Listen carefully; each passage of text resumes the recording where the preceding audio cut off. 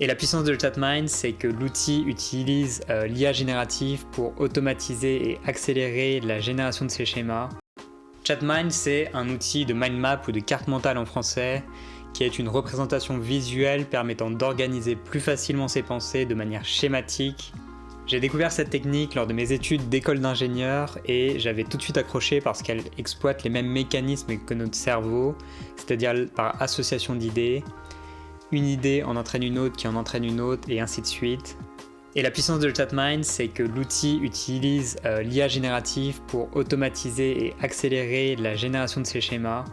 Perso, j'utilise très souvent cet outil pour différents besoins, générer des idées, définir des tâches ou encore avoir une vision plus globale d'un nouveau projet. D'abord, pour la génération d'idées, ChatMind me permet d'explorer différentes thématiques associées à un sujet. Prenons par exemple ma dernière vidéo sur la discrimination des IA. Lors de la rédaction du script, l'outil m'a aidé à générer les idées sur les différentes solutions pour lutter contre cette discrimination invisible. Et voici la mind map qu'il a créée. Si vous regardez ma vidéo, vous retrouverez dans cette mind map les principaux thèmes que j'y ai abordés.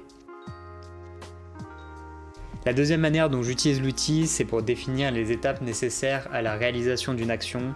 Souvent, quand je commence à travailler sur un nouveau projet, il m'arrive d'avoir du mal à savoir par où commencer. ChatMind m'aide alors à définir les tâches qui auront le plus d'impact pour progresser sur ce projet.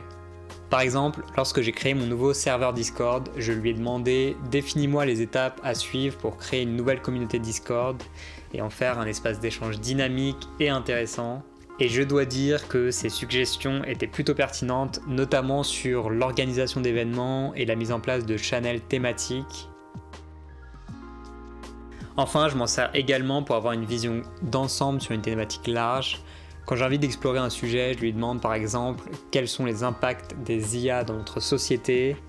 Ça me permet en fait d'avoir une vision plus globale sur les principaux sujets à explorer que je creuse ensuite en utilisant différents outils tels que Perplexity ou ARPA dont je vais vous parler ensuite.